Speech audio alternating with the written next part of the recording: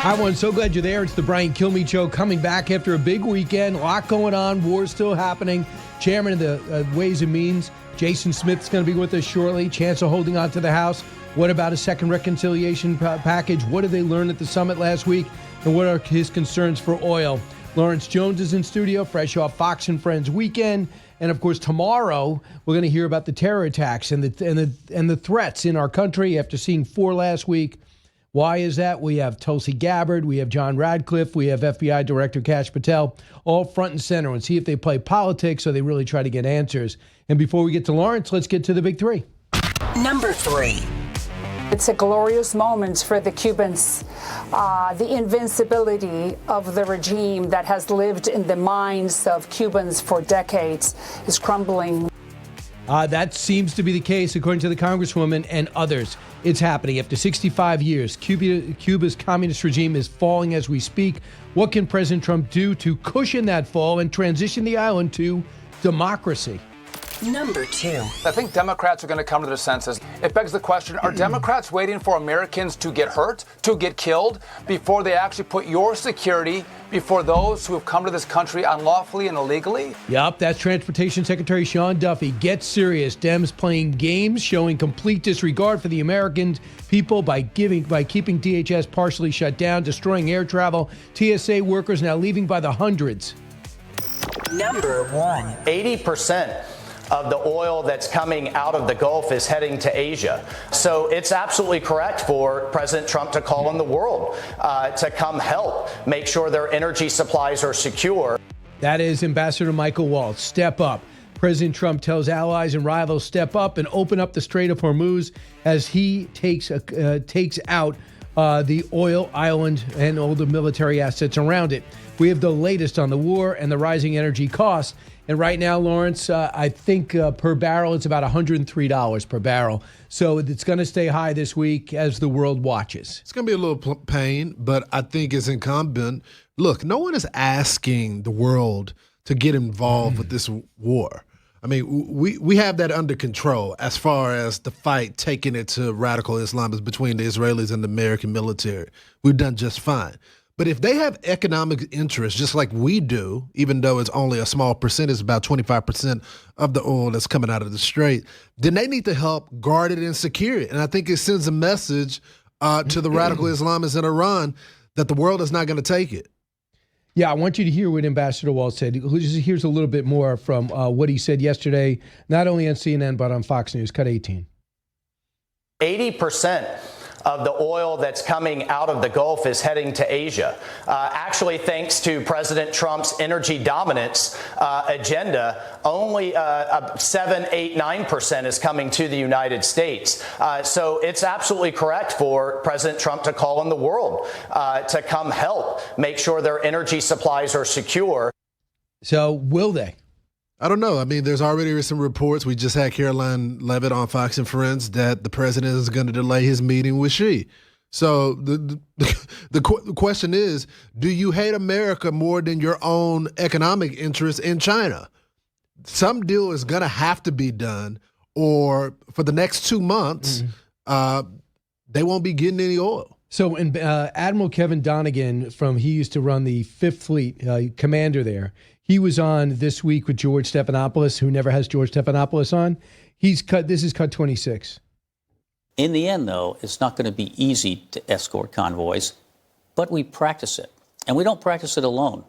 Every year we do an exercise with 30 plus other nations in that same region. The last one is in February, just to rehearse, not just with ourselves, but with international partners on how we would do escorting and how we would keep Strait open if Iran actually followed through on trying to either control it or close it. And they think they're in control of it now. So I would say this, and Brian, maybe you know the answer to this question. At least last week, it was the fact that they were still allowing the Chinese tankers to leave. Okay, we got to stop that then. If they're not going to play ball and make sure everybody else is safe, then that's a point of leverage for the president. I think so. It's a global market, and if the Chinese aren't getting theirs, it'll affect the price. But we already allow the Russians to pull some of their $100 million barrels of oil out of the sea and allowing them to process it. So we sucked it up there. Why not suck it up and tell China, unless you come up with some type of answer, 45% of all your oil comes from that strait. Not us. We have 3% coming from that strait. We're really making great progress. The problem is you can't see it because we don't have anybody on the ground there. But we're making great progress. Here's what General Jack Keane says. And by the way, he's got the Israeli contacts as well as the American contacts. Cut 3. Well, we've been at this almost a couple of weeks now, and certainly we have made incredible progress here. We've stripped away pretty much almost 90% of the Iranian assets' ability to conduct offensive operation, and that's the obvious: ballistic missiles, 90%. Drones, maritime capability. And also, we have just destroyed their manufacturing capability as well. And by that I mean these are the companies, public and private, that would build the future ballistic missiles and build the future drones. The mission is progressing quite significantly, and our commanders on the U.S. as well as the Israeli side are very confident about their ability to end this in a number of weeks. So this some interesting things at play right now. The president is battling two things. He's battling, this military objective, but he's also battling some people that consistently are saying no new wars, no new wars, no new wars. And the president has been so surgical with this operation. I mean, the general just laid it out. We're ahead of schedule. We're ahead of schedule. Just if people can, just like with the tariffs, wait a little bit, see what happens. I'm not saying you can't have critique, but Brian, it seems like if you scroll on the other channels, if you look at the editorials, they're almost rooting that we lose this battle. Remember, Hakeem Jeffries said this is going to end in failure. So the retaliations, this is what the Iran has done. They've hit 16 vessels. They also targeted the U.S. Embassy compound in Baghdad, but nobody was hurt. And you know what the president said? Just evacuate it. We don't need it. Just leave it empty for now, because the militias, Iraq can't control their own northern section of their country, and the militias are still running rampant there for now. Traffic through the Strait of Hormuz is severely constrained, but they let the Indian tankers get through yesterday. Gas prices have risen 65 to 75 cents. Now, if that's the story in May, it's a problem. I don't think people are going to remember that much in March, and they say it's going to take a little while to get everything up rolling again. But just watch everything surge as soon as this ends. But I think the reports are pretty significant that MBS, Saudi Arabia, they were hit 61 times, blocked almost everything. They say to the president, finish the job. Yeah. They're not equivocating. They're not saying let's end this. Yeah. They're saying hit them harder. Well, also I think the part that's not discussed as well. I mean, you had that interview with the president over on Friday, and you saw the bearing of fruit of him not wanting to talk about something because, as you can see, not even 24 hours later, we attacked in that area, and we took that island, some of those sites out. I would predict there's only a matter of time before we take that island back and use it as a way to get the oil ourselves. So this is just a timing issue, Brian. I just think we got to be patient, give the president the time. But he's made it very clear he's not going to allow the outside pressure to stop him from completing this military objective. And put it this way, any clear-thinking person will pull some of this from Bill Maher over the weekend, was with Governor Shapiro, Jewish. And he says, really, this is an illegal war? You don't see any benefit to taking on Iran? And he's like, no, I don't, because he's knee-jerk, whatever to get to be president, I'm going to not be too pro-Israel. Are you crazy? So, again, Fetterman's the only one speaking honestly and clearly. I thought David Boyce famously represented Al Gore in the Bush v. Gore trial. He's been a Democrat his entire life. He just said, look, in the Wall Street Journal, if the president hadn't acted, his successor would have been left with an even more dangerous choice than his predecessors left with. 3 or 4 years from now, the Iranian missiles now hitting Iran's neighbors could be hitting Berlin and London, perhaps even New York or Washington, perhaps with a nuclear device or at least a dirty bomb. Do you agree with Boy's assessment? What are your thoughts about that? He goes on to say, no sensible person wants a war, a president least of all. Wars destroy lives, waste treasure, and usually are unpopular. But the widespread hostility to this military action seems untethered to any serious discussion of the merits. What is the alternative? Obviously, few are prepared to say it's simply to permit religious madmen who swear death to America and back up their threats with terrorism to secure nuclear weapons and the capability to deliver them. The scope and the scale of Iran's response shows how much its military capabilities have progressed and how dangerous it would have been to permit them to increase forth. And he went on to say, you don't like Trump. That's the only reason you're not saying Well, it's spot on analysis. And I would say this, Brian. I understand why the focus, because it's obviously the most severe threat, has been on the nuclear weapons. But I got to tell you, the footage I'm seeing of the weapon depots where they had drones and other missiles, you really want the number one state sponsor of terror to have all these drones, one-way drones, and missiles aimed at our neighbors and our military bases as well? I say you got to get rid of all of those depots, all of them. So I want to bring you to the foreign minister spoke on Face the Nation, of Iran's foreign minister spoke on Face the Nation, and he talked about nuclear material. Now, keep in mind, they never admitted to enriching past normal energy levels, never said that they were close to getting a nuclear bomb. We always accused them of that. They always denied that. We knew we were right. And yesterday, we found out for sure we were right. Listen to this, cut 27. This is not a secret, you know. The agency have said in his many reports the exact amount of our enriched, nuclear material. Yes. So where is it now? Who has custody of it? So they are under the Rubbles. You know, our nuclear facilities were attacked. It's under the rubble, and everything is under the Rubbles. Of course, there is the possibility to retreat them, but we will retrieve it under the supervision of the agency. If one day we come to the conclusion to do that, it would be under the supervision of the agency. But for the time being, we have no program, we have no plan to recover them from under the Rubble.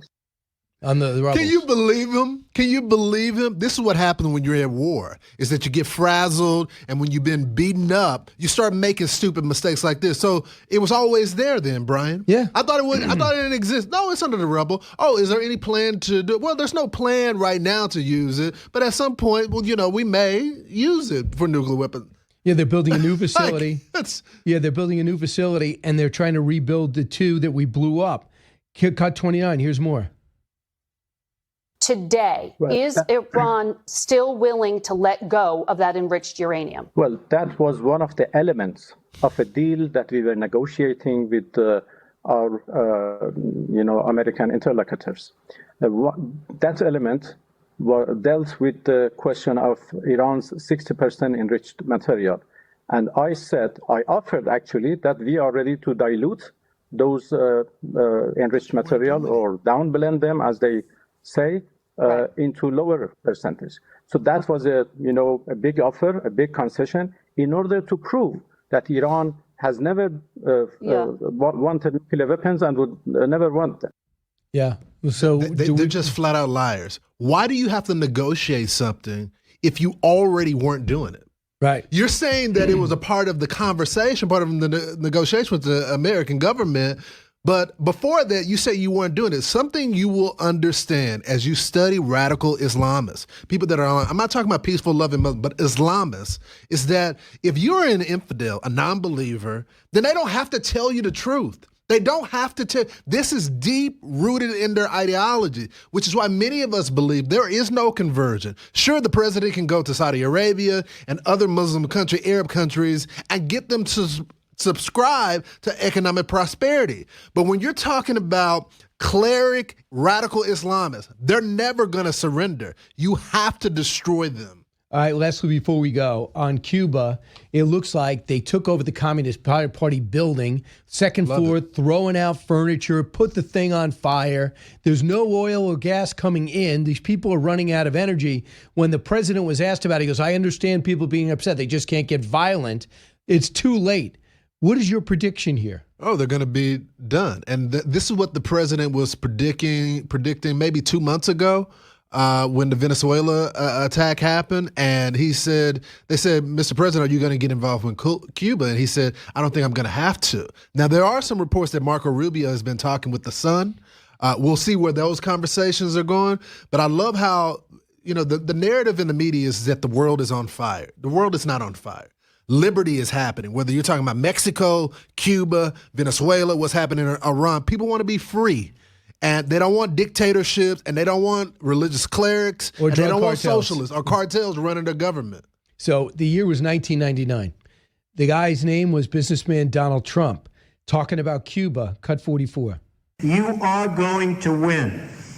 And I'm going to be down here and I'm going to watch you win. I don't know what capacity I'll be. I'll either be the greatest developer in the country or the greatest president that you've had in a long time. I'm not sure. I do know that if I could meet Castro right now, something I'd prefer not have to do, but if I could meet Castro right now, I'd have personally 2 words for him. Adios, amigo. 1999. You know, either he's just one of the luckiest individuals or he's not shooting from his hip. I think one of the, the saddest characterizations of the president is that he's not well thought out, that he doesn't take in information. He's been thinking about a lot of these conflicts for a very long time, Brian. Yeah, I walked into his back room the day after the State of the Union address, and all I saw was nonstop brackets and paper clips of different stories, long-form magazine stories on various topics put in order. Lawrence Jones, I will see you tomorrow. Let's not remember, we have a color wheel. Let's not wear the same thing. Right, because you did that last week. You decided to wear the same colors, man. So I decided to wear green. I said, he doesn't have a green suit. Until tomorrow. Right. Back in a moment.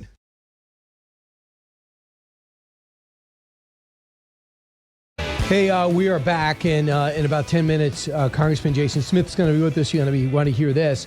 There's going to be some action this week on Capitol Hill because this, even though today is because of weather, they're not going to do much. But tomorrow, I told you they're going to have Tulsi Gabbard, John Radcliffe, and Kash Patel on Capitol Hill talking about the rise in terror attacks and what's happening next and what more can we do. Hopefully they don't play politics. They actually ask good questions. Number 2, I also think they're going to be putting the Save America Act up for a vote. Now, John Thune's in a tough spot. He does not have the majority to blow up the filibuster. I actually don't want him to, but Republicans don't want him to either. Majority, even though some have gone over to that school of thought, including John Cornyn. But he's going to put it up for a vote, and I think he'll get John Fetterman. I don't know. Would Rand Paul even vote for it? He just does the opposite of what everybody should do. So he's going to be at 53, 54 votes. So he's going to be 6 short. Now, you could either go meet with Democrats and say, is there anything about this bill you agree with? Because the polls say 75% of Democrats want voter ID. And maybe they can do a deal. Or maybe they just will never do a deal with the Trump administration.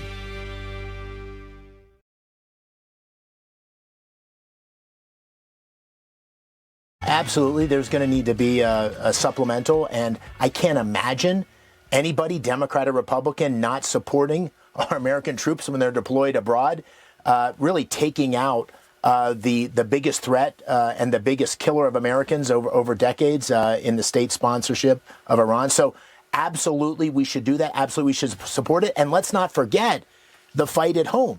At the same time, we absolutely need to pass the funding for DHS. And it's just maddening that it's not happening again. Chairman Jason Smith joins us, House Ways and Means Committee. Congressman, great to have you. Welcome back. First off, do you think we're going to need a supplemental to finance this war, like Dave McCormick thinks? I would completely agree with Dave. There's no question that there will need to be a supplemental at some form. I do have concerns that some of my colleagues will not be so eager to support our men and women in uniform. I hope that they do the right thing. Republicans? Because do you have Republicans? No, I'm talking about Democrats in regards to this. The only Republican might be the one that votes no on oxygen. So, but Tom other Massey. than that, yes. But I think the other 217 would be fine. So, okay, what about funding the DHS? Can you answer me this? I know you funded ICE, but are they stopping ICE from being paid?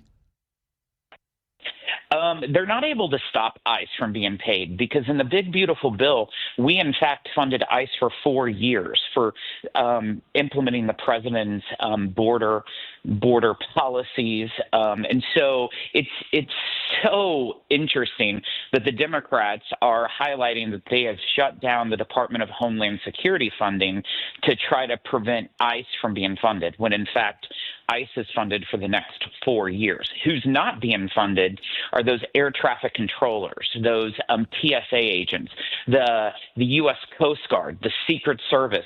I mean, just look at this past weekend where you see people lined up at airports. You see numerous cancellations. This is all pain on the American individual because the Democrats' political games. So I wanted you to hear Democrats blaming you. Cut 36, Ro Khanna. We've been very clear. We want to fund the security of our homeland, but we do not want to provide new funding for an ICE agency that's going to continue to abuse the law, to kill American citizens, to have these mass raids. And what we have been saying is separate the funding necessary for the security of the country and have certain basic reforms of the ICE abuse that even Speaker Johnson acknowledges went too far. So that's what they're holding up. They're not saying Greg Bovino's gone, Kristi Noem is gone, body cameras are in, roving patrols have stopped. They say, no, we want to have, we don't like ICE, and we want their masks off and judicial warrants out there. Is anyone negotiating? It's very simple, Brian. They are fighting more for illegals than they are U.S. citizens. And you've seen that with this shutdown, with the last shutdown in October. That was for 43 days. It's so frustrating. If the Democrats don't like our immigration laws, they need to change them. We're just funding what currently exists, which is unacceptable. I will say that there is a lot of negotiation going on with Republicans and Democrats to get there. But unfortunately, Republicans have agreed to just about every possible request that's even unrelated to this, and they're still blocking it, that proves to me it's all for political maneuvering. So right now we have oil about $103 a barrel. And, obviously one of the great things that Republicans have done, nobody better than Trump, is get the price of oil and gas down. Because you guys are, pedal to the metal, whatever it takes. Let's do it. And now we have gas and oil up 75 cents in a week. When they come up to you as a guy with the checkbook, what are you telling them? Of course, President Trump has worked very hard to get gas prices down. Before the Iran conflict, we were at the lowest level in 5 years for gasoline. Unfortunately, like you said, it has gone up. The president's very concerned with that and trying to use every mechanism to bring that down, because the cost of energy drastically affects our economy. It affects everyday Americans because their percentage of their income to put gas in their tank is a much larger percentage than a billionaire's income in putting gas in his tank. So it does have a huge impact, but it'll work out. The president has a plan, and he's executing it, and you'll see the prices go down. I'm just amazed at what's happening in Washington State, what's happening in Chicago, what's going on in New York. There's this huge push for a billionaire's tax, an estate tax that basically takes all the wealth that you've earned. And it seems like blue states, instead of trying to moderate, are losing people, so they're trying to up taxes as if they're unrelated events. Have you noticed this? Brian, these people have completely lost their mind. You're seeing, because of their tax policy ideas, they have some of their wealthiest constituents in the states of Washington. You saw that with the Starbucks CEO. It's the same way with in the states of California. You saw that with numerous tech billionaires like Mark Zuckerberg, who's moving to Florida. By those people moving to Florida, they're not going to have to pay the 10% state income tax in California. And that's going to really, really put a hamper to the state budgets for California, Washington State. And why will those budgets be reduced? Simply because of their ridiculous policies that they're proposing. I want you to hear Republican Lonnie Chen on Meet the Press yesterday going into the midterms, Cup 47. I do think it's crucial for the president to endorse Senator Cornyn if Republicans want to hang on to that seat in Texas. I think the reality, though, is that the affordability issues, that is going to be where Republicans are unified. That is where the energy is going to come from. And remember, in an election year, what we're really concerned about is energy, the energy of the respective bases. And right now, the danger for Republicans is that the Democratic base is more energized and more unified. So Republicans have to figure out a way, a set of issues is probably, I think the Save America Act does energize Republicans. I think it does energize the base, but affordability energizes everybody. So what are your thoughts? I'm sure you heard this coming out of your caucus and your brainstorming sessions. Well, I totally believe that this election is about affordability, which every election is about affordability, to be honest, Brian, because people care about their pocketbook. They care about their disposable income. And so that's front and center. But, midterm elections are base elections, and it's about voter intensity. I can tell you that Democrats are going to run to the polling places with their hair on fire because they have so much hate for President Trump's policies. Republicans need to look at all the great things that has happened under Republican control in the House, the Senate, and the White House. If you look at the big, beautiful bill, just the conservative wins that's within that bill, for the first time in the history of America, you defunded Planned Parenthood. For the first time in the history of America, you provided a federal school choice program. For the first time since 1925, you eliminated a tax on the Second Amendment, so more than 100 years. So there's a lot of conservative things that the base should be very happy about that Republicans have delivered on that no one's talking about. So right now, a new poll shows that the Democratic Party, 52% of voters view the Democratic Party negatively. Only 30% view it positively. And we also know the Democratic National Committee is carrying a $17 million debt, thanks Kamala Harris, and they have about $15 million in hand. You guys have plenty of money. I know for a Ways and Means guy, you never think you have plenty of money, but you guys have a ton of money. How do you use that to your advantage? And the fact is, Democrats are, their image is less popular than the Republicans. You're exactly right, Brian. You never have enough money. But what I will say is last year is the first year in 10 years that Republicans have outraised Democrats, which is a phenomenal statistic. But the way that I look at it, any campaigns, you have to beat your opponent every step of the way, whether it is you hit the most doors, you attend the most rallies, you push and raise the most money. You just have to look at everything. And if you win at every little step, you will ultimately be victorious in the end. I guess so. And finally, when it comes to what you guys can do, there's a difference. And I think I quoted you. I saw a quote from you saying it's not going to happen. But there are Republicans who want another reconciliation package, a different scale of tax breaks. And you basically said, I don't see that happening. Am I right? Yeah, that's right. You probably saw the quote where I said I would really love to pass a second reconciliation bill, but I'd also love to look like Brad Pitt. Neither's going to happen. And so what I meant by that is Republicans would love to pass it, but we have a smaller majority now than what we did when we passed the second reconciliation bill and in the first reconciliation bill. And when we passed the first reconciliation bill, Brian, we could only lose 2 Republicans. And that's what we lost, was 2 Republicans.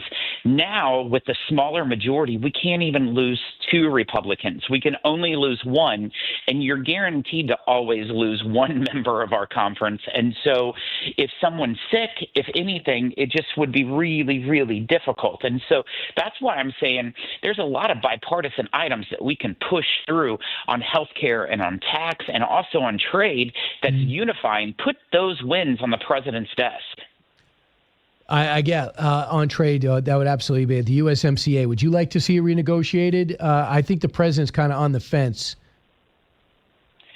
Absolutely. USMCA is extremely important. It was an overwhelming bipartisan seat in the prior Trump administration. Are there issues within USMCA? Absolutely. I have brought in the trade ministers, both for Mexico and Canada, to the House Ways and Means Committee because we have jurisdiction over all trade to ask a lot of pointed questions because we have concerns where Mexico and Canada have not followed through completely on those agreements. And if people don't uphold an agreement, the value of the agreement is just worth the paper that it's written on. We need to make sure that whatever is agreed to or renegotiated in the USMCA is actually enforced by all parties. The president said to me, I think the other two countries need it more than we do. Is that correct?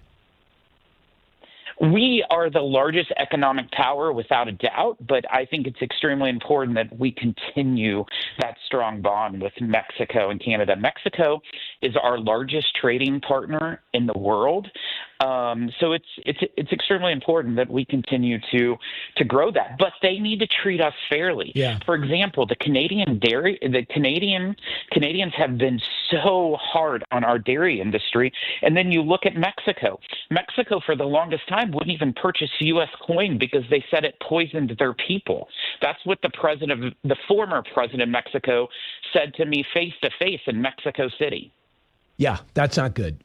So Chairman Jason Smith, hopefully you'll be involved in that House Ways and Means Committee. Thanks so much, Congressman. Always great to talk to you. Always great to be with you, Brian. Thank you, sir. Listen, we come back. I'm going to tell you what happened with my president's interview on Friday. It was great. Thanks so much for your great response to it. But he yelled at me at one point during that interview. And then what happened later that day was quite enlightening. They made it all make sense. And I talked to him later that night on Friday night, and I'll tell you what I said and what he said when we come back.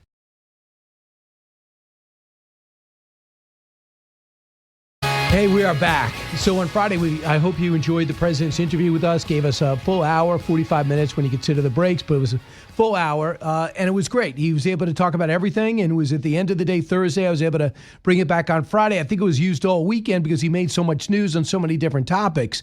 But the one area in which he got mad at me was when I asked about Kharg Island. What is Kharg Island? It's where 90% of Iranian oil is processed. I said, would you take that island? Well, here's my question.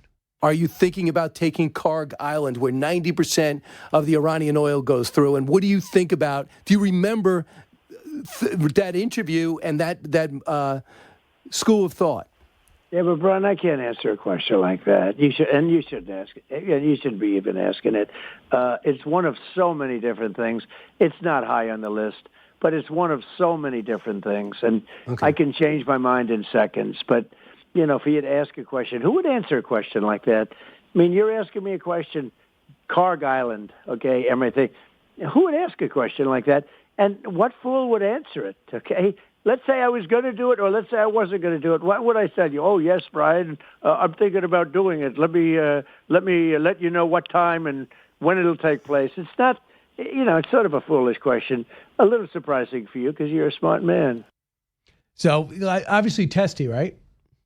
We were all a little taken aback, but that was a very, his reaction, we were just like, whoa, we didn't think it was that offensive a question. He wrote about it. Normally he'd be like, you're reading about me. Great point. However, I should refer to the fact that he wrote about it. He wrote about it in, what year was that? He wrote about 15 years ago. He said, if Iran continues to screw around, I would just take that Kharg Island. So I wanted to point out the fact that he was eyeing Kharg Island ahead of time, and are you thinking about doing today? Well, guess what happens about 5 hours later? He actually blows up Kharg Island, leaves the oil infrastructure intact, and blows up all the military installations around it. And he says, look, if you actually don't open up the Strait of Hormuz, I'm going to take out all your oil production ability. Now, that would hurt the world oil markets. It would stop them from being able to rehab their economy should they flip governments. But this is what we'd have to do. And once you do it, or we take it and we just start taking all their oil and we pump it out and we take the revenue. Now, it would open us up to drone attacks and things of that nature. But if we have 5,000 Marines coming, they could secure this island. But a little bit later, he called me and he said, so I was loading the planes when you asked the question. He goes, we were loading the planes. I could never answer that question. So, and he said, plus I can't tell you about strategy anyway. But I said, wow, you got kind of angry. And he said, I don't think I was angry. So, it's all right. I don't care if he gets angry. I mean, as long as he does the interviews, he gets angry at me before, it's fine. But he'll talk to me like that directly rather than just stop interacting or responding or providing time for interviews. What we thought was he did get like a little testy about it, but it was more like than like off point. Like, why would you ask a nasty question? Like, that wasn't a nasty question. It was complete strategy. So we were all taken aback, but in retrospect, it makes complete sense as to why he had that reaction, because he couldn't reveal what we were going to do. Yeah, he could have said, I haven't given any thought. But then that would be open him up for criticism too. So why aren't you thinking about taking Kharg Island? But now he's calling on other nations because we only get 3% of our oil from there. You guys get all of it. Why don't you open up the Strait of Hormuz? And this is a threat that's going on for 40 years. So they did it. And remember, the Houthis shut down the Red Sea. Went other ways. And you know who told us to double down and hit harder? MBS. Saudi Arabia. And guess who uses the Strait of Hormuz? Saudi Arabia. So they're directly affected, and they're telling Trump, finish the job.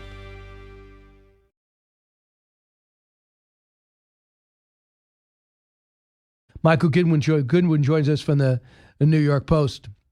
Michael, welcome back. Thank you, Brian. Hey, what's the risk that President Trump is taking, and do you think it's worth it? Well, look, I think that at this point, there's no turning back. The oil issue is on the table. As you point out, it was always the Iranian trump card, no pun intended, but that is the one weapon they have, and to basically shut the strait so that only China gets the oil, only China gets Iranian oil, and nobody else can get anything else. I mean, it is a very powerful tool in their hands, and so I think the president is now considering multiple ways of dealing with it, as you say, calling on other leaders, other countries to join this, because they are going to be the victims also of these higher energy costs. So look, this could be a turning point in the war, because it pushes everything forward. It pushes everything into that one spot. The other angle, Brian, I think is important, is the homegrown attacks in the U.S. Of course, last week we saw two on one day, one at Old Dominion in Virginia, the other in Michigan at a synagogue. So that is another front in the war. Yes, and what does that say? That they're able to pull off an attack in Austin 3 weeks ago, able to pull off an attack in New York last weekend, able to do Old Dominion as well as Michigan. What does that tell you? Yeah, there have been four so far in the basically first 2 weeks of the war.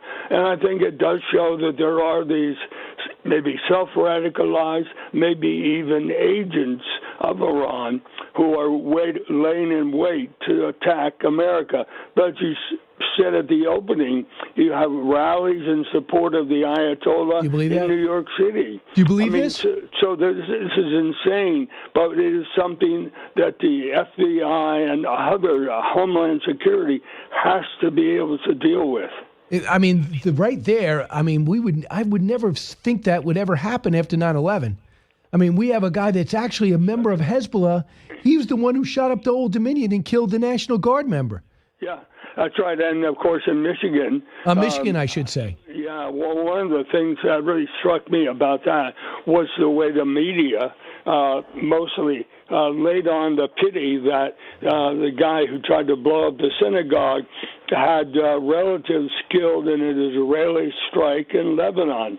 But it quickly became clear, even though the American media was about 3 days behind on the story, that his relatives who were killed were two brothers who were in Hezbollah. Yes. This was quickly put out by in the region by the IDF, but the American media stuck with a thing that as though he were a victim rather than a perpetrator. Yeah, it's a total joke. Thomas Friedman, a fellow columnist like you, definitely a Trump hater, does understand the region, and I think on every level understands the danger of Iran. Cut 9. One of the strategies the Iranians have employed against America now for 40 years in various different conflicts is what I call the strategy of out crazy. We will out crazy you, okay? The reason the Israelis have probably done better than any other country against Iran is they will not be out crazy. And so that's always been an Iranian strategy.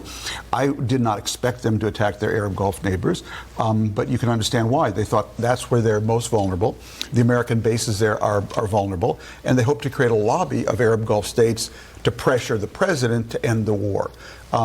It will have long-term implications, though, for Iran's relations with those states.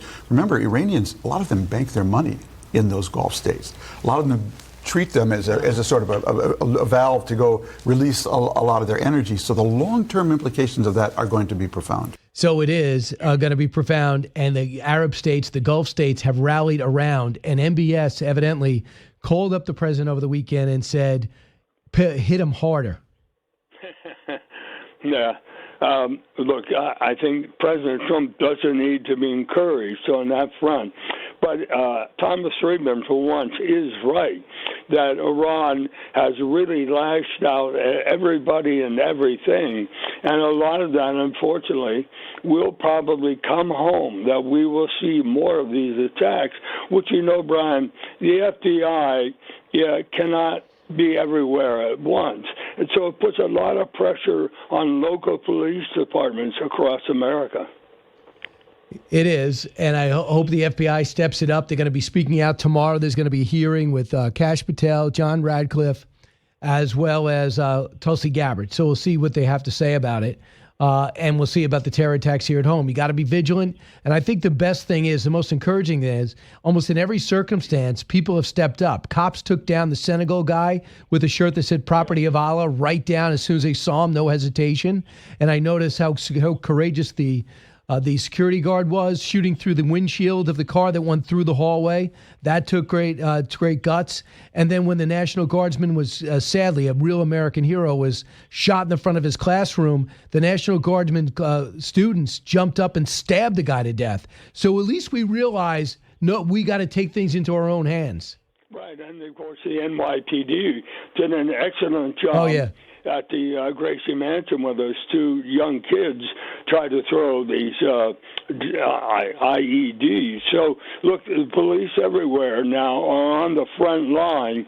And I think in Michigan, at the synagogue attack, something like 600 police ultimately responded before this thing was quickly concluded, not knowing how far it was going to go with the explosives. So I think that's a good sign that the police forces everywhere are now alert. And as you say, in Austin, it was the local police who took down that shooter. So that's a good sign everywhere. Michael Goodwin, also, before I let you go, Cuba, the president has predicted the Cuban regime is about to collapse. I saw over the weekend, Saturday, the protesters took over the Communist Party office building. There were riots in and around it. They were throwing the furniture out the second floor. And now the government, the president came out and says, I understand their frustration, but there's no immunity for violent acts. That is a capitulation. This is close to blowing. Here's the president, cut 41. Cuba's a failed nation. Cuba also wants to make a deal, and I think we will pretty soon, or either make a deal or do whatever we have to do. They've been waiting 50 years for what's happening with Cuba, so I think something will happen with Cuba pretty quickly. I think so, too, and it looks like it could go. I think that this leader has a chance. You want to go live a life somewhere in Turkey or in Qatar or in Moscow, or do you want to go to prison? Isn't that where it's going to end up? We're already compiling charges against them. You know, Brian, oil is, of course, at the heart of many of those developments, because we have essentially put an embargo, because for many years Cuba was living off of Venezuelan oil, and we, of course, stopped that. It was a bartering system where Cuban medical students were sent to Venezuela and effectively kidnapped by their own government and conscripted to being traded for oil. But now that Venezuela is not providing any oil, that's what's really putting incredible pressure on the Cuban regime. Yeah, and by the way, we're putting tremendous pressure today. We've identified the IRGC underground facility and blew it up. Hopefully thousands of the IRGC leaders are dead. Michael Goodwin, thanks so much. Appreciate it. My pleasure, Brian. Thank you. Back in a moment.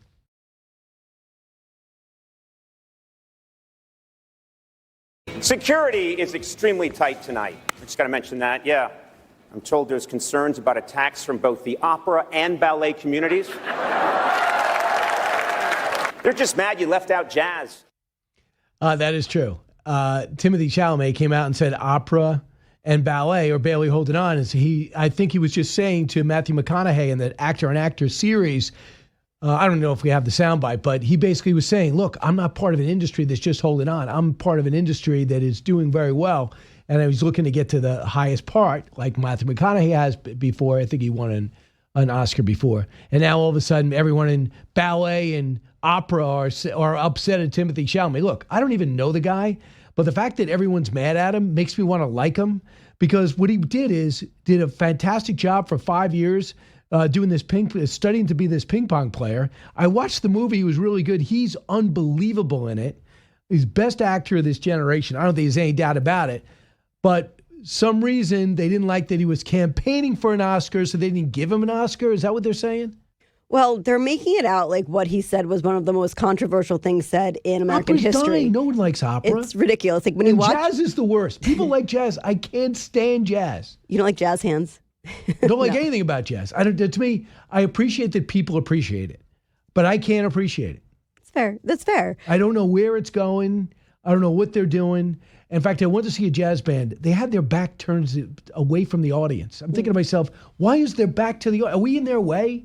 Were they told it was going to be an empty room, and were they mad that we showed up? I want to know more. Who brought you to a jazz band? It was you one were of those. Pressured. It was one of those. What do they call it during Prohibition? Oh, like one of, like the speakeasy. Speakeasy. Okay. So it was speakeasy theme. So you open up a sliding glass door in an ice cream shop and you go downstairs and there it is. I'm like, okay. I'm like, what's with jazz? I wish I knew there was jazz. I can't believe it. And plus, it's one of those things where it's in the basement already with low ceilings. And when you play with the band and I'm there with 12 people, I'm like, I'll talk to you after. Can't say a word. All I pray is I need these people to take a break so I could just get the house music up and I could talk to the people I came with. There you go. Or you could dance to the house music as opposed to the jazz. Yeah, I'm not much of a dancer. Not I don't know if you heard. Yeah. But I don't get it. It ain't more from the Oscars? That was the only, honestly, I listened to a lot of it. That was the funniest joke made. But then if you're listening to other networks over the weekend, they were making it out like the big scandal. Chalamet might not win now, blah, blah, blah. However, actually, voting for the Oscars stopped before those comments went public or went viral. So it was all nonsense and all this made when people say he's in the lead, how do you even know? They don't. It's a secret ballot. It is. All speculation. Yeah.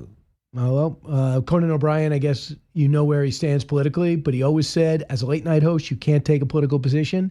Did you see the stat that 96% of all the jokes on late night television were anti-American and anti-Trump with Iran? There was 4% were negative against Iran.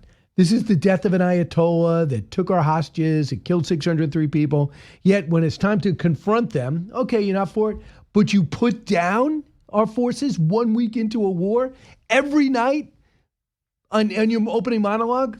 That's what Brendan Carr was saying as FCC chair. Like, what are you doing? You guys are in concert to run down this president, even when we're in a time of war. We're not talking about the Voting Act. We're not talking about the big, beautiful bill. We're talking about a war with a country that's been at war with us for 47 years that 6 other presidents had to deal with. And this one decides to address it, and everyone just jumps out against Trump.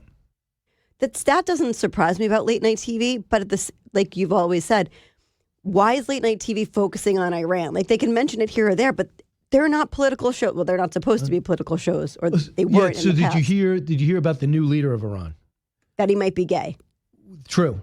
That was in the New York Post today. Evidently, that's one of the reasons they hate gay people in Iran. At least the government does.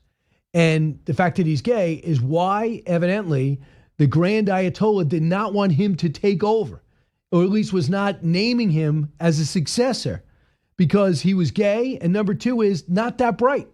Pretty stupid. And he's not a religious guy. Evidently, he fought in the first Iraq-Iran war, probably had no role because he was basically son of royalty. And then he's part of the brutal crackdown on protesters. So he takes over, but he's handpicked by the IRGC, where the president thinks might be dead. Yeah, it'll be interesting. But they actually had a joke about this on SNL. They're like, good thing we replaced the Iran leader with just a younger version of the old one. But all of the other stuff they don't mention. They just make it sound like Trump put in someone gay more moron. fierce. So you killed the Grand Ayatollah and replaced him with his gay moron son, who his dad thought was stupid. All right, you listen to the Brian Kilmeade Show. When we come back, we move on to another great guest, Michael Makovsky, President and CEO of the Jewish Institute for National Security.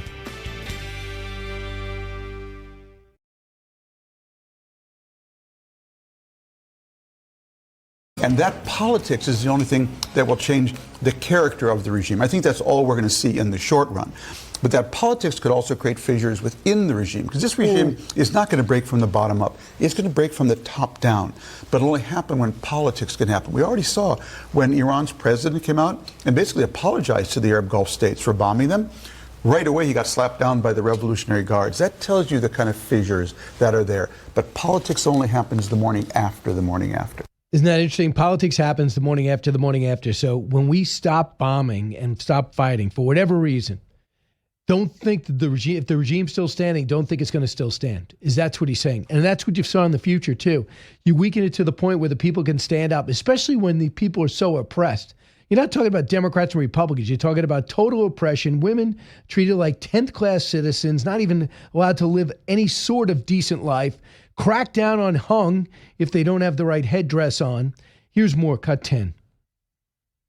The way I look at this is basically there's in these Middle East wars, Kristen, there's the morning after and there's the morning after the morning after.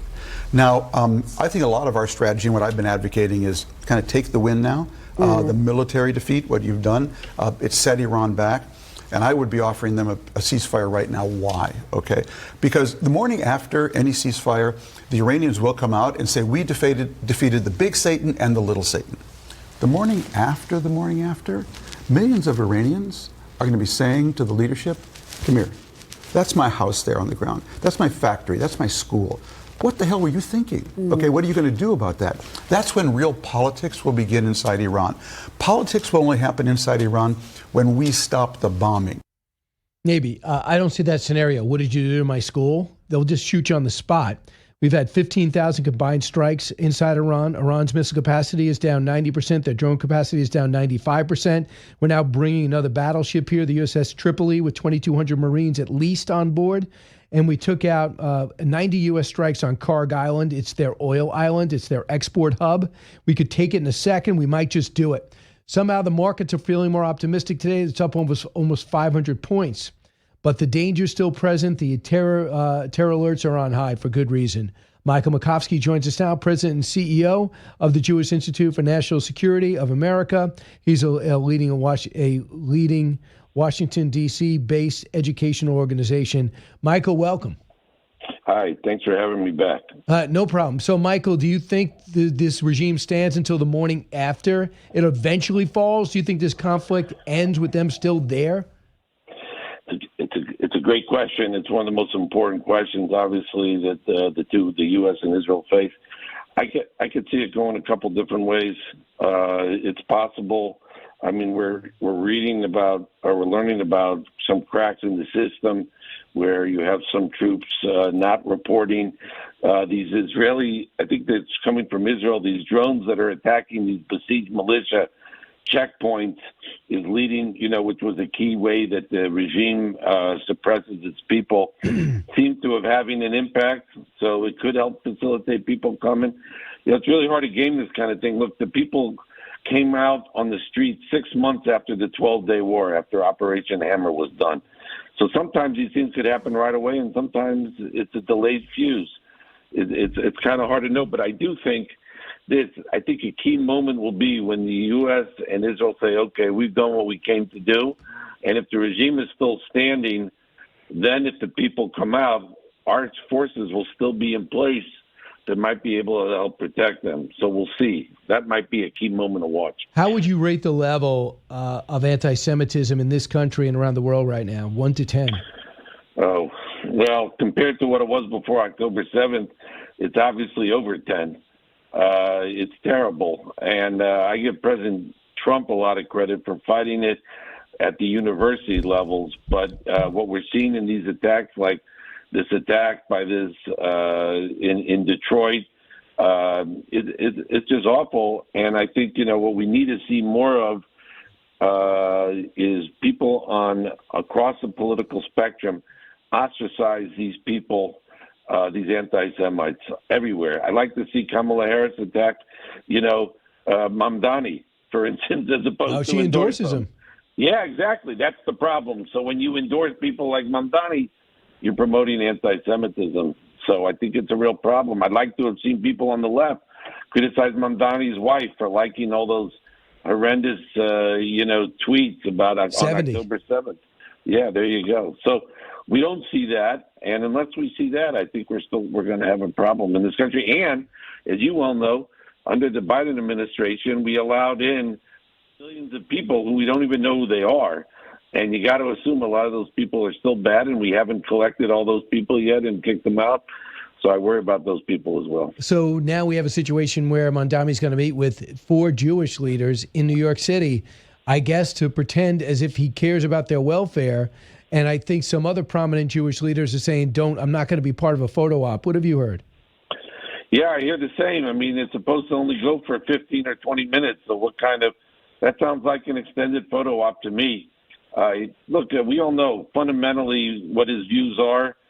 He's anti-Israel. He seems to be fine with anti-Semitism, given who his wife is, given that they just feted Khalil. The guy was the last week in Express. He had a bad year, and this is an anti-American, anti-Israel, anti-Semite guy. They had him at Gracie Mansion, so I think he can't have it both ways. And I think the only way we're going to clean this out is really leaders on both sides condemning it. By the way, Mahmoud Khalil is his name. Go ahead. Mahmoud Khalil. No, thank you. That's right. So the Michigan synagogue attack, the Israeli intelligence says the brother of the Michigan synagogue attacker was a Hezbollah commander, and they believe this guy was involved with Hezbollah too. Michael Makovsky, what's your takeaway from this? I think we have a real problem here, obviously, and I worry, and he was a naturalized citizen, which raises questions about, what sort of vetting, if anything, we're doing for a lot of these people. I worry about it very much. I think, unfortunately, all Jewish groups have to really be even more vigilant. You might think they are. I don't think all of them are vigilant enough. We have an anti-Semitism problem. There's no question about it that facilitates this kind of thing. By the way, I commend the security forces and how they responded so quickly, the security people at the temple and also the police in the area. I thought they did a good job. But all police forces have to be more vigilant. And again, I think this is a scourge that unfortunately we're going to be living with for a while. So we're taking on Iran, the number one exporter of terror, and the ones who was doing everything to get a nuclear weapon. They even confirmed they had 400 plus kilograms of enriched uranium to 60%. But yet you have every Democrat outside John Fetterman against this operation, as if 6 other presidents didn't have to deal with it. Kimberly Strassel, the Wall Street Journal, tried to put it in perspective with me last night. Cut 15. What's changed is the base is now anti-America, anti-Israel, reactionary to Trump, and these people don't seem to care about anything more than satisfying that base and cynically politicking all the time to get reelected, not about the country or about our people who are fighting this war. They keep saying it's a war of choice. Do you look at it, Michael, as a war of choice? Absolutely not. The Islamic Republic of Iran has been at war with the United States since its inception 47 years ago. We're the big Satan, they keep saying. They've killed hundreds of American soldiers in Iraq. They were involved in that. Also, the Marines in Lebanon and in other places, they killed their own people. I mean, they killed over 30,000 of their own people in 2 days. Some numbers are even higher than that. This is a vile regime. It's unfortunate. The politics in this country, the Democrats feel the need. You would hope that they would see this as a moment to be responsible, like Fetterman is. Maybe the only way they'd be anti-Iran also is if Trump coddles the Iranians, and then they'll say, no, you got to be tough on them. But I think this goes back, obviously, to the Obama years with the JCPOA, the nuclear deal. And we're seeing the fruits of that deal, unfortunately. It's great that Trump withdrew from it. But look, they got a lot of uranium. And I think it raises the question, and I give Trump, I think he's been very steadfast. I think there are two major issues left in this war as our troops and the Israelis continue to pound their conventional capabilities. I think there are two. One is the nuclear facilities, and one is the regime. We can't leave. I think we can't have both of those in the country when we stop fighting, because this is the regime, if it survives, which we don't know, will be very, very desperate, I think, and eager to do something on the nuclear front. And therefore, we'll see. But I don't have the intelligence, obviously, but we can't allow, I think, that nuclear material at least to be accessible in any way, or we have to get it out of the country. Unless the regime collapses, and that will give us a little more leeway. Michael Makovsky with us, President and CEO of the Jewish Institute for National Security. Michael, do you think there's a way to get in there and get it? I mean, if you listen to the foreign minister, he says it's buried. It's buried at these two facilities. Yeah, you're talking about the Iranian foreign minister. So, right. So, as you know well, if he says that, I got to think the opposite. I don't know. I'll defer to Ratcliffe at the CIA and the others. But I think if there's a way for us to, let's say, establish a security perimeter and bring forces there to extract it, we have to do it. If it's totally inaccessible, then that's fine. And we will say, well, there's no way the Iranians could get it. We're going to watch it like hawks. My concern is not just the next 3 years while Trump is president. While he's president, I'm not worried. I'm worried who's going to be president after him. So whatever is done has to outlive Trump. And we have to make sure, I think. So if the intelligence community feels like there's no way the Iranians could get it for, let's say, many years beyond Trump's term, then I think, then okay. But if not, then I think we've got to do something to get it out. I know, but you guys, I think that after it's done, I mean, there's people within the Trump administration that aren't pro-Israel. The whole Democratic Party's not pro-Israel. I watched Governor Shapiro with Bill Maher over the weekend. He wouldn't see any merits in going after Iran. How do you, as a Jewish man who's pro-Israel, not see the benefits of taking down this brutal regime? It's insane. Why? Because it doesn't poll well, which shows you what type of president he'll be. But I believe you guys have to be prepared to even make your own weapons. I'm not you guys, but Israel has to be able to make their own weapons at this point. Right. So that's been clear since after October 7th. They need to be more self-reliant on weapons. It'd be good for the United States. There's no way they could be 100% self-reliant. It's actually something my organization, JINSA, is looking into, because both our industrial bases of America's and Israel is inadequate for this moment because we just can't produce enough weapons. And both countries have to, I think, expand their industrial base to be more not just self-reliant, but capable to meet these kind of moments. There was this report over the weekend by Semaphore that Israel made it clear to the U.S. they're running out of interceptors. Yeah, they've denied that. I don't know the reality on that. That's been denied. It's obviously a very sensitive subject for Israel. We'll say this. There have been a lot of sirens. I think more so this time, if you talk to anyone in Israel, they've been going to the shelters more than they were in the 12-day war last year. On the other hand, for whatever the reason, there hasn't been as much damage, actually. There's been far less damage in Israel from these attacks than there were in the 12-day war. So whatever the Israelis are doing, it seems to be working. But just to back up your other worry, Ben Rhodes, who was a national security advisor or assistant to Obama, came out and said any Democrat who votes to support and fund this war should be primaried. I mean, that's where this guy is at. He fancies himself a foreign policy expert who helped do the JCPOA. What's your take on this? It's terrible. I think it's terrible. I mean, no, it's a terrible thing that they draw the line like this. He's thinking like this 2015, as you point out with the JCPOA. Any responsible politician in America has to be in favor of defanging the Iranian regime from its nuclear weapons. Now, you could maybe argue that there might be different ways to do that, but to me, I think Trump has done more with this war. Mm-hmm. He's actually helped correcting the mess created by the JCPOA. So it's unfortunate that's where the Democratic Party is. I mean, that's why they got an anti-Semitism problem, too. Michael, what is Michael Makovsky, our guest. Michael, what is your take on the Gulf states? There's reports over the weekend that MBS told the president hit him harder. Do you think the Gulf states are still unified? Because they're not used to be under an attack like this. No, I believe that. I met MBS a few years ago, and we talked about the nuclear issue. There's no question that the Saudis they don't want the Iranian regime to have it. Actually, I believe that report. I would like to see, frankly, the Saudis, because they have a lot of weaponry. I'd like them to participate actually in this war a little bit. They have been attacked by the Iranians. I think it'd be in their 61 interest. times. Yeah. Okay. Thank you. So I think it would be in their interest to show some military prowess here that they haven't done before. I think they're still overly hesitant in how they deal with Iran. But I think the important thing for them is they need to see that America is not going to give up. And I think they see that in Trump. So I believe that story. And it raises what you're saying. It raises whether the Iranians were smart in attacking all these other countries that weren't really involved in this war. They attacked the Emiratis more than anybody else, and they pushed them all in our camp. They have done a little, I think. It's a little sad. It's a little unfortunate that these Gulf countries really haven't done more militarily, even after they've been attacked. But it does illustrate, I think, how important Israel is an ally in this region, because they are a country of 10 million people. America is about, 335 million? And we are partners in this war. We have no ally in the world, let alone in the region, that is able to bring this kind of military capability to bear on such an important thing. So it does illustrate how important an ally they are. Yeah, and that's why it's got to be successful. You put these two militaries together, there's nothing that should be able to stop them. Michael Makovsky, thanks so much. Appreciate it. Thank you. Great talking to you. All right, we'll be back in a moment.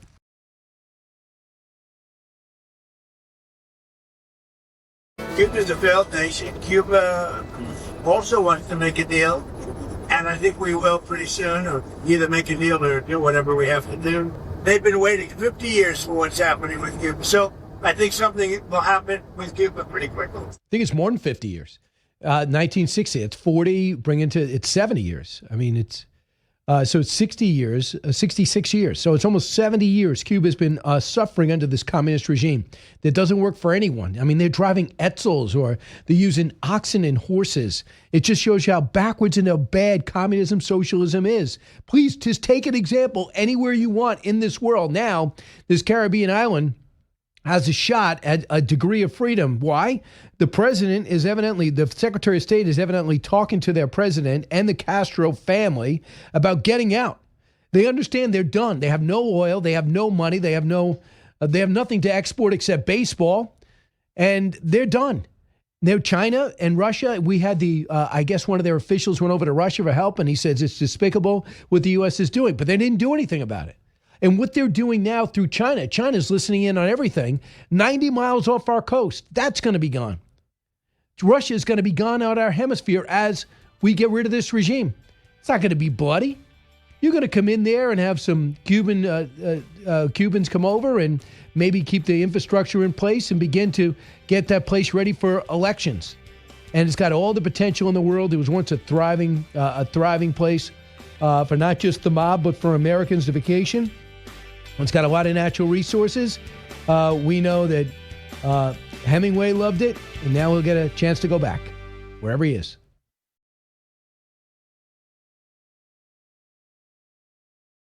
Hi, everyone. Welcome to the latest moments of the Brian Kilmeade Show. We start here from 48th and 6th in Midtown Manhattan, and a lot to go over today.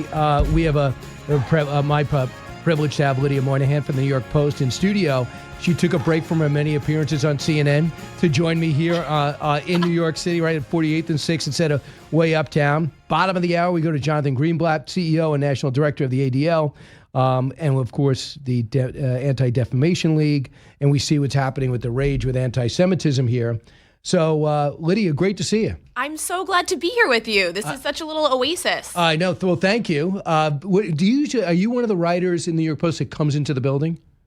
Well, yes, and much more so if I know that I get to be on your show. So Really? no, but we're back. We're back 5 days a week. Well, I know, but I know how like, a lot of writers say, I don't need to be here.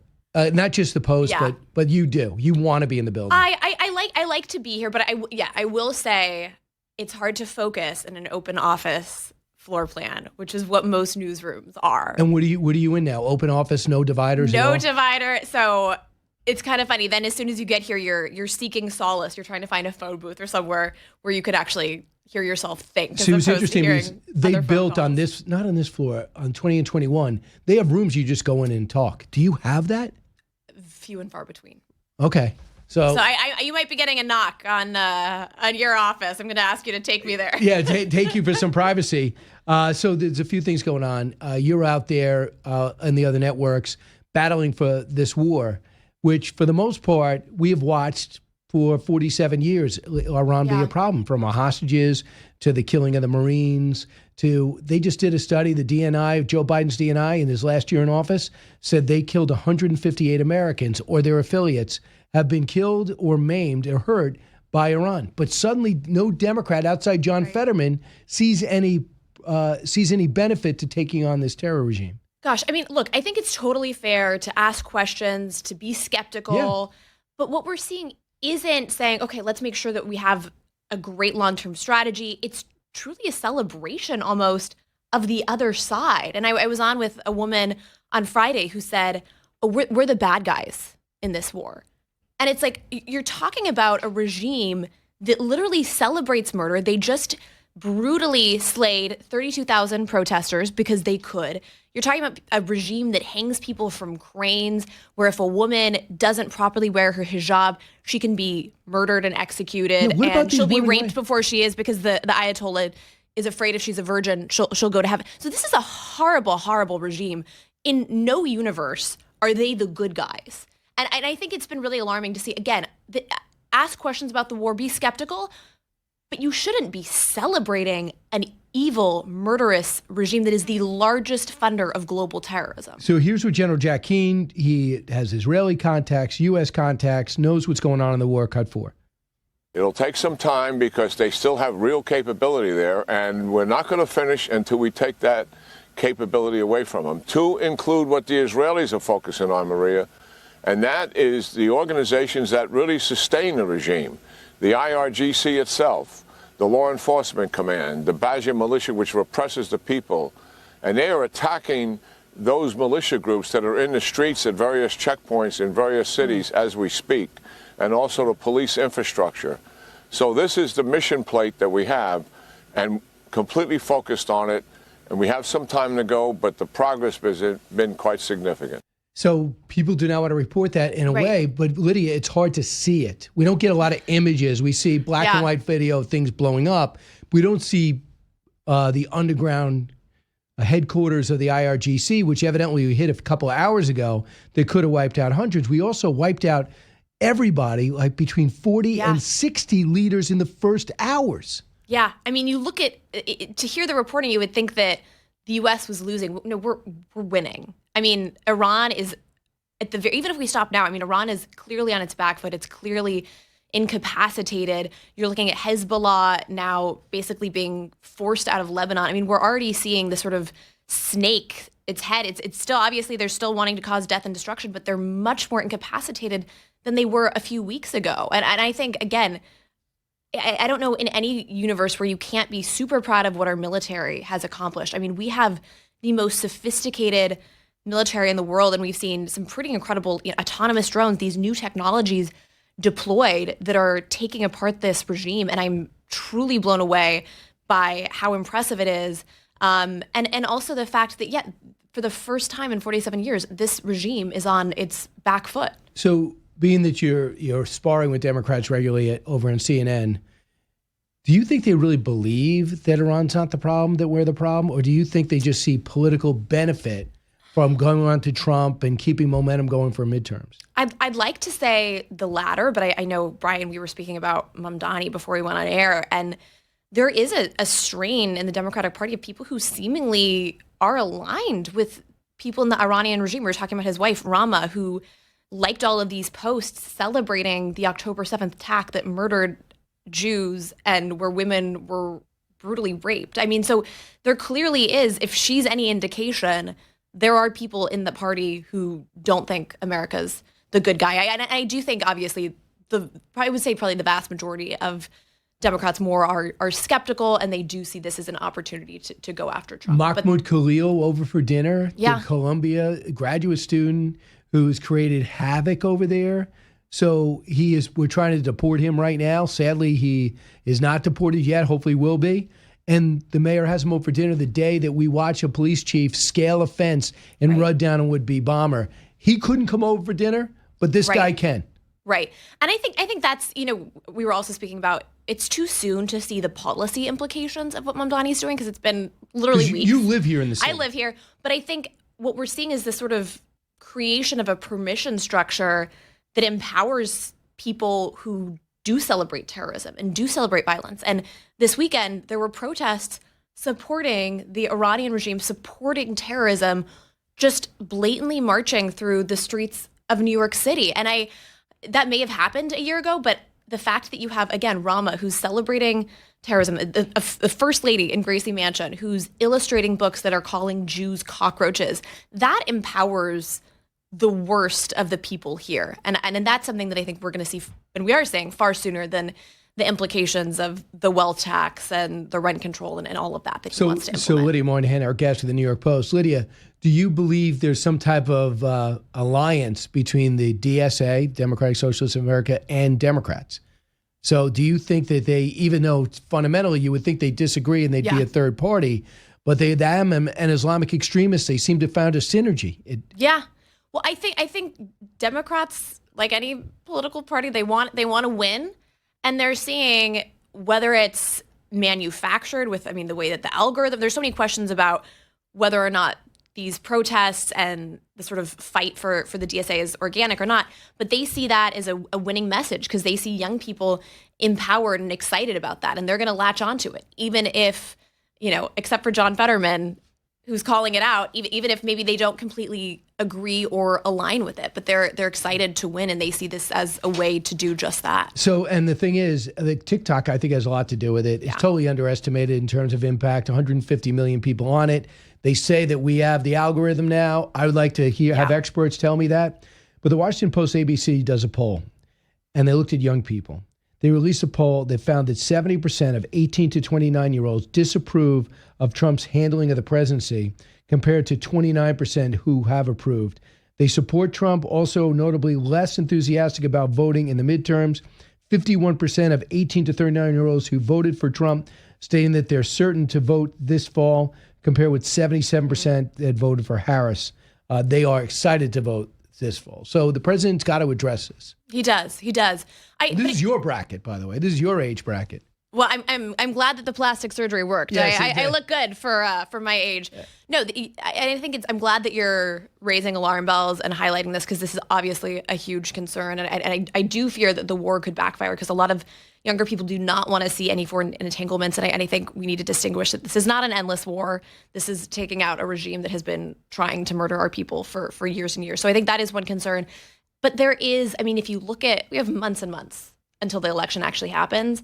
And that is a lifetime in politics. So I think we need to start talking about these issues, raising the alarm bells. But I don't think it's a fait accompli that it goes one way or the other. And I'm glad you pointed out the algorithm, because I don't know how much of this is organic. You look at the protests, how much of that is actually organic versus paid? How much of this is people funding division in our own country? Because you point out what happened in the Vietnam War. Yeah, the Soviets had were the proven ones to be behind a lot of it, who were funding it. And of course, when you think about the way that these protests have divided it, you only need like a couple thousand people to have a protest wherever, and then it creates an entire news cycle. It's covered by both networks. It becomes the big story, and it's kind of insane if you think about the impact that paying a few protesters, printing a few signs can have when it comes to dividing things. And even, I think back to Minnesota or any of the DHS policies and the ICE policies we've seen,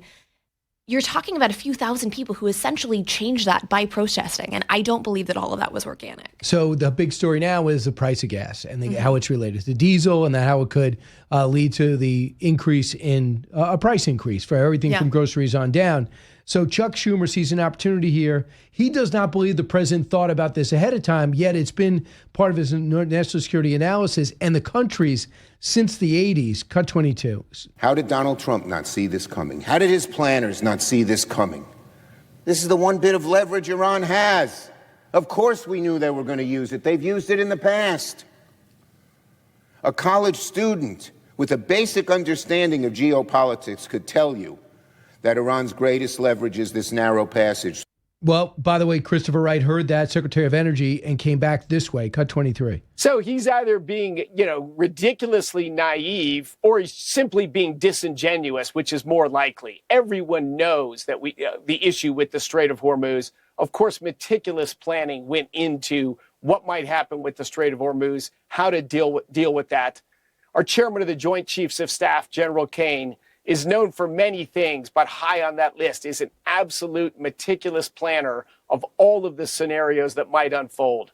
So why Chuck Schumer says these things to try to undermine the credibility of the United States military 2 weeks into a conflict, just quite offensive to me as a patriotic American. So Lydia, why would he do that?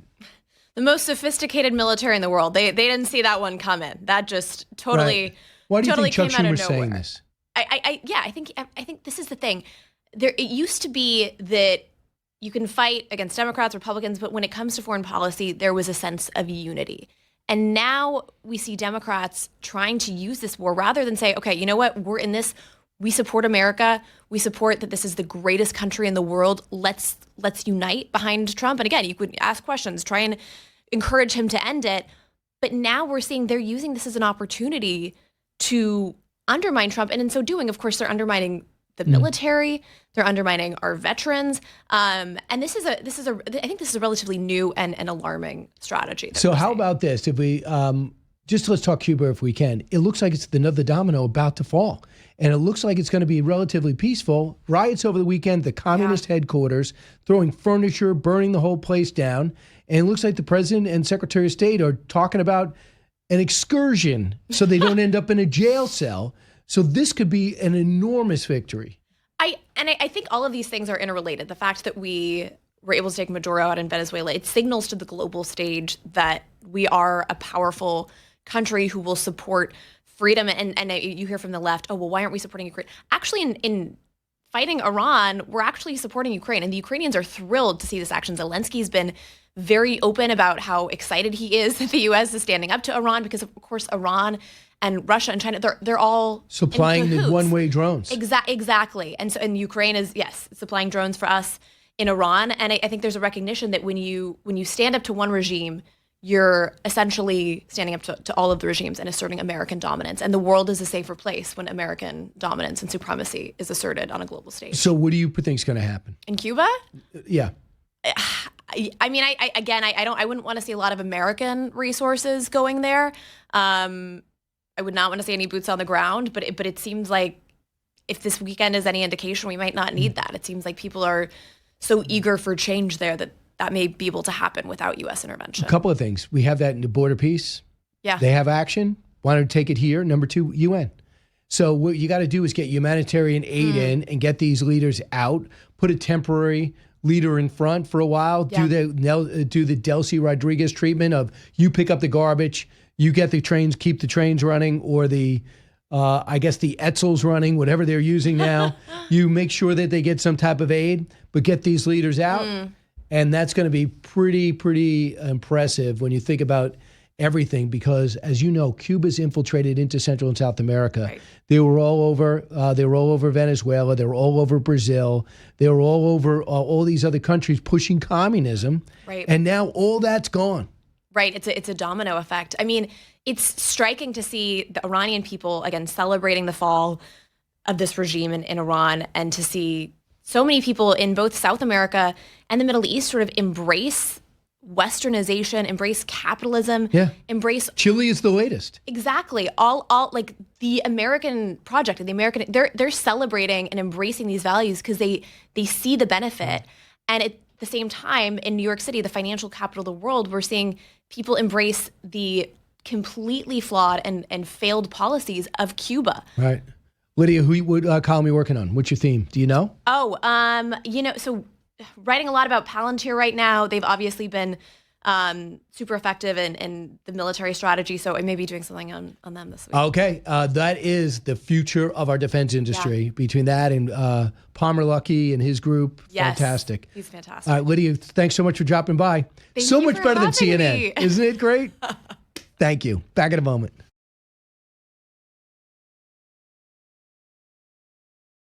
Our regime has secret police. They have secret police. Our regime is oppressing women, taking away abortion rights, taking away women's rights in like 26 states, some states where they're trying to have the death penalty for having an abortion. They also oppress women. They have the highest rate of women who are in STEM careers. We're kicking women out of the military, out of university. We're saying that DEI means women can't be hired for high positions in the sciences. We're marginally better. And we're doing it for Christianity, they're doing it for Islam, right? Yeah. So it's like we don't get told those things because it would take away the kind of American exceptionalism narrative. What is she even talking about, Joy Reid? Why she doesn't have a network job? But too bad a lot of people feel exactly like her. You want to say that abortion is people that aren't free? So that's what she wants to hop on. By the way, that was right after Roe v. Wade, the hottest issue that Democrats were able to save their midterms on. And the president came out and said states should make their own choice. And kind of that was able to resonate and other things took importance. But that's where a lot of people feel. I mean, the people feel like Joy Reid feels. Thankfully, those type of people aren't getting elected. My hope is they never do. Because if they do, they're going to get into power and they're going to blow the whole thing up. And there's going to be a lot of people that are not going to tolerate it. And then we're going to have a huge problem here at home. All I know is we all should be rallying around a country, taking on the bigger terrorist regime in the world, and yet we're not. 15,000 strikes later, we're beginning to bring it down and take down the IRGC in real time. You'll see a lot of those reports coming. Keep it here, Brian Kilmeade Show.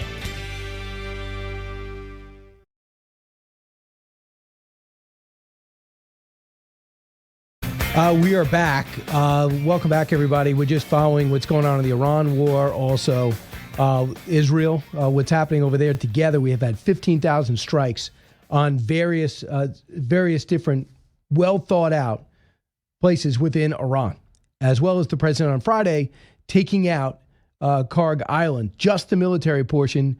I sense that it's going to be the oil refineries, too, and all the oil apparatus there, the infrastructure. But right now, we have the market up 526 points. It's at 47,000 plus at this moment. I know it could change on a dime. Part of that has to do with the sense that the world's going to be coming around to understanding you no longer can be held hostage by the Strait of Hormuz. The threat is real. They're making it. They took place. It cratered the market last week. And now this week, it looks like the world is rallying to it and understanding, too. Yeah, the U.S. is handling it, but we only get a small portion of our oil from there. 45% of all Iran's oil, and all discounted, comes from the Strait of Hormuz. So go ahead, keep it close. That's why there's lines in China, in Japan. All these other places are starting to ration because of this. But this is not creating a problem. This, in my view, is addressing a problem. A huge problem in this country. And I'll tell you, it's good that the Arab states understand that they're now targeted. And I think they're beginning to understand, if they didn't know already, that Israel is not the problem. So their foreign minister hopped on Face the Nation yesterday and went ahead and said, tried to put on a brave face how well they're doing. But what they did is also reveal that when it comes to uranium, they have hundreds of kilograms of uranium. How about 400 plus kilograms? They really admitted publicly for the first time and where it was, and I believe why we got to go get it. And I think that that's the one thing that people should understand, that Trump's not making it up. Either of the weapons inspectors. Here's the foreign minister, cut 27. This is not a secret, you know. The agency have said in his many reports the exact amount of our enriched, nuclear material. Yes. So where is it now? Who has custody of it? So they are under the Rubbles. You know, our nuclear facilities were attacked.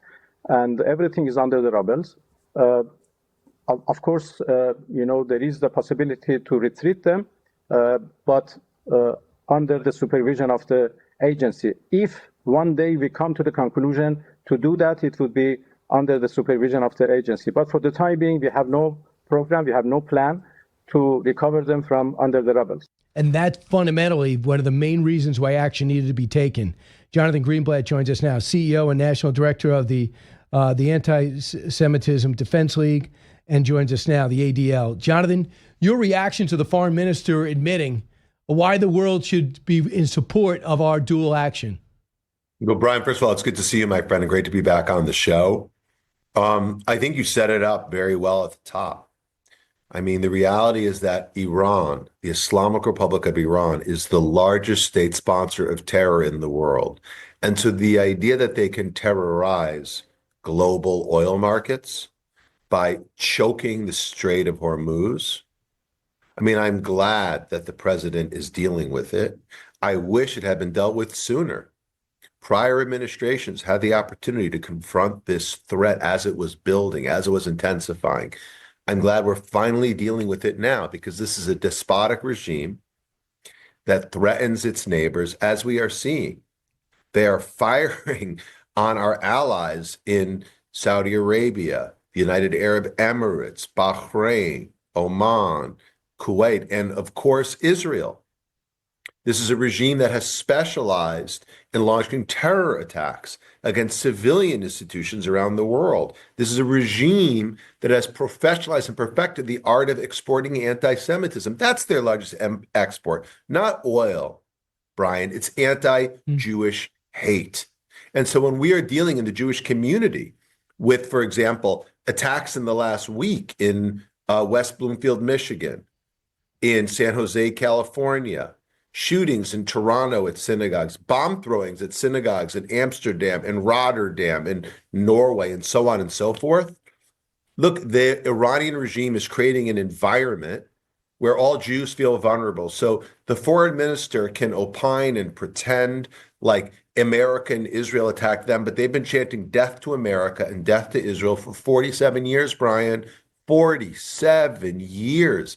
There's more blood on their hands than any other regime in the world, American blood, Jewish blood. So, I am glad that we are finally dealing with this threat once for all. And people, they can talk about how the president's got in the war, whatever. This is a threat. And if they had had nuclear weapons, Brian, imagine the apocalypse that would have been upon us. So, Jonathan, do you also think, I know you do, but I think about it, I also think about the next president beyond this one. And I'm worried about the Republican Party, but actually, if a Democrat wins, the Israel has to think to themselves, they're in this alone, because there's not a Democrat outside John Fetterman who is standing up to say, man, I really value this alliance with Israel. It's so great to have a democracy in the Middle East with such a rich history we're responsible for helping them become a country. Do you feel the same way? Oh my goodness, Brian, you are dead to rights correct. Yes, you better believe. I worry about whoever the next president will be. I mean, again, we had Republican and Democrats.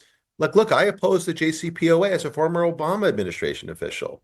Why? Because it would not have dealt with the core threat at hand with the Islamic Republic of Iran. We see it now, right? We see it in the last, 6 to 8 weeks. They murdered 30 to 40,000 of their own people who simply wanted democracy. And they gunned them down in the streets. They murdered them in their hospitals where the wounded were getting treatment. They killed the nurses and doctors who were treating them. So I say this because if they would do this to their own people, what would they do to the Israeli people? What would they do to Americans if they had a chance? Well, we saw October 7th. Right. We saw October 7th. Exactly. We know. The ADL is actually suing the Islamic Republic of Iran right now on behalf of 200 plus Americans who are affected on October the 7th, because the Islamic Republic of Iran funded, armed, and trained Hamas.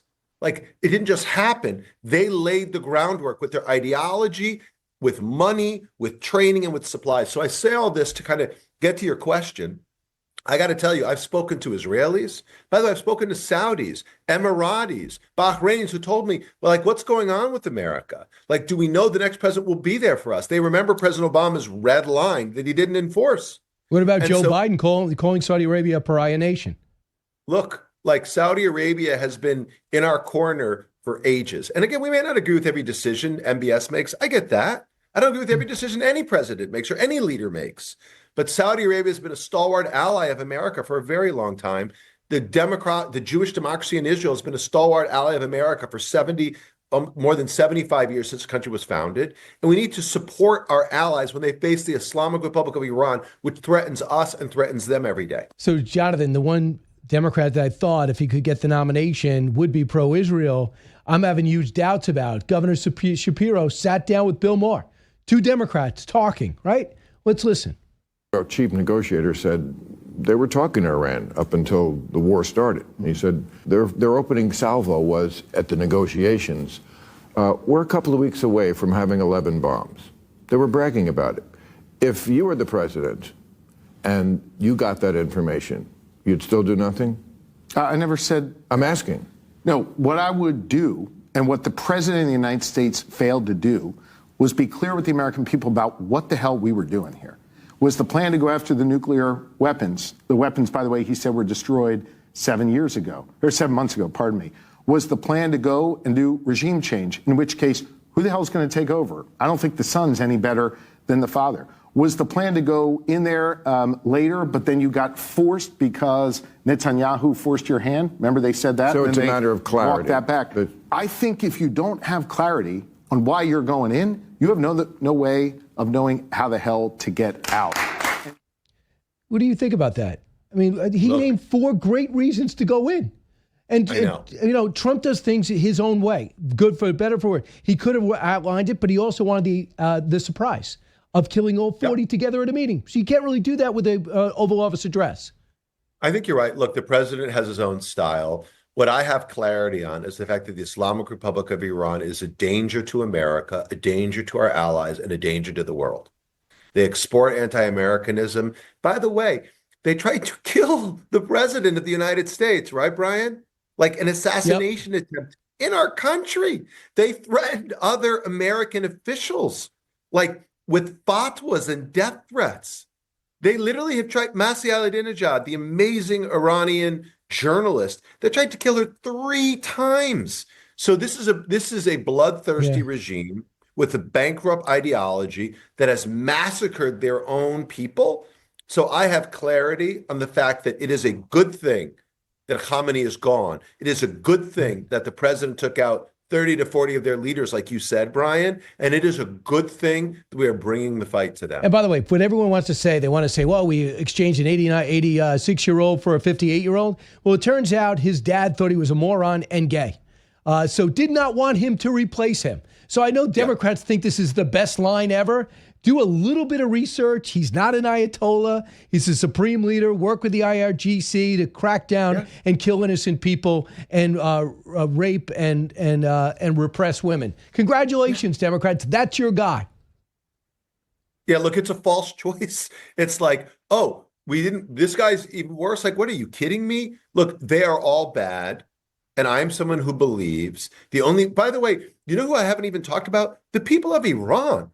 The people of Iran who are applauding the president, the people of Iran who are thankful that Khamenei is gone, the people of Iran who want to be liberated. They want the yoke of radical Islam taken off their neck. They want to be freed. And they're an amazing people with a rich history who deserve better than this Islamic fascist theocracy. So Jonathan Greenblatt's with us now. If you're watching the stream, you know him. But if you're just listening and driving, he's the CEO of the Anti-Defamation League, the ADL. But you do have some good news.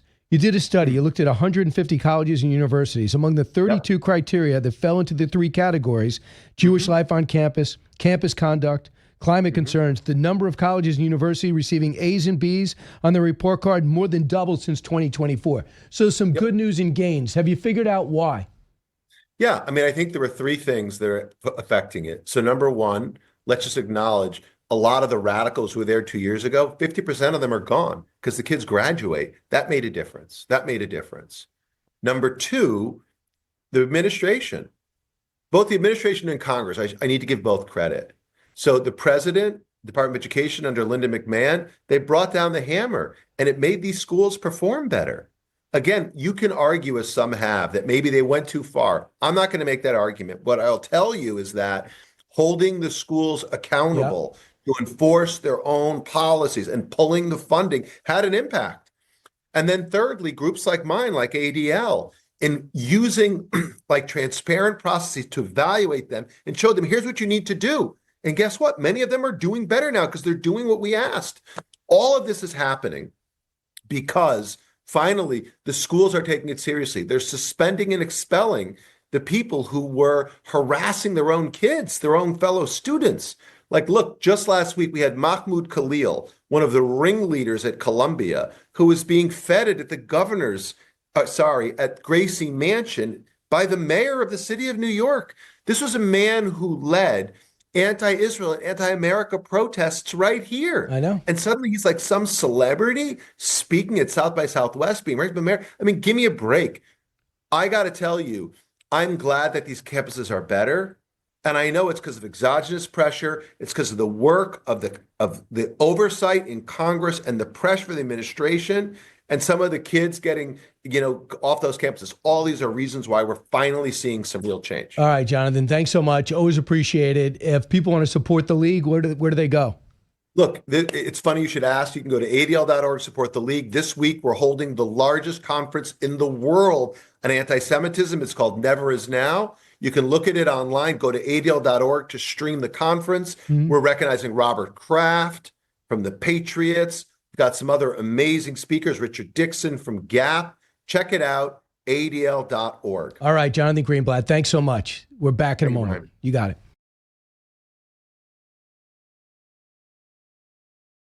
I think anybody who's got to face an election this year is going to be worried about this issue. Look, this war represents, in my view, the single biggest challenge to the president's electoral coalition from 2024. Because what you have is you have a lot of independents right now who are very concerned about both where the war is headed, but also these affordability issues. And the longer this goes on without a definitive sense of what the end game looks like. And that is a guy I really like, Lonnie Chen. I had a chance to meet him when I went to the Hoover Institute. Really smart guy. He ran for office, a Republican, and he's doing analysis. And that's what you need. You don't need advocates. You need analysis at this point. And we're so far out that he's not worried about votes flipping. He's just looking. He's trying to make things affordable, and this war starts. But Lonnie Chen also works for Condoleezza Rice. And if you listen to some of her remarks, which he said with Bret Baier and which he said in her own tapes, she knows how valuable it is to take down Iran. She knows it from the beginning. And she knew as Secretary of State, National Security Advisor with George W. Bush. She knew how many people were killed. She probably knew some of them because Iran got in and pushed for this insurgency that killed so many Americans. 604 overall and almost 2,000 wounded. Maybe were never the same when they came back. So when you have Donald Trump take them on before they get a nuclear weapon, you're going to have a hard time with political scientists or any State Department official who isn't blinded somehow by politics to say, way to go. And then you ask, what's the strategy? Is it just drop a bomb? No. It's a very detailed strategy, along with the second best military in the world, pound for pound, Israel, who have more intelligence than even Iranians do about their own country, who, by the way, when it's all said and done, you're going to find out, help kill hundreds of IRGC and Basij, who are the thugs that roam the streets. And about an hour ago, there was reported that we just blew up an underground tunnel where the IRGC was meeting. How many we were killed there? So people like to run with, well, the new Ayatollah is younger than the other supreme leader, and wow, the Strait of Hormuz has cost oil to double per barrel. Okay. And then you ask yourself, for how long and at what cost? And how many years until they had an intercontinental ballistic missile? Well, look at North Korea. They were shooting them out over the weekend. Remember, they got barely off our shores. And now they got nukes, multiple nukes. So now we're supposed to just turn and look the other way?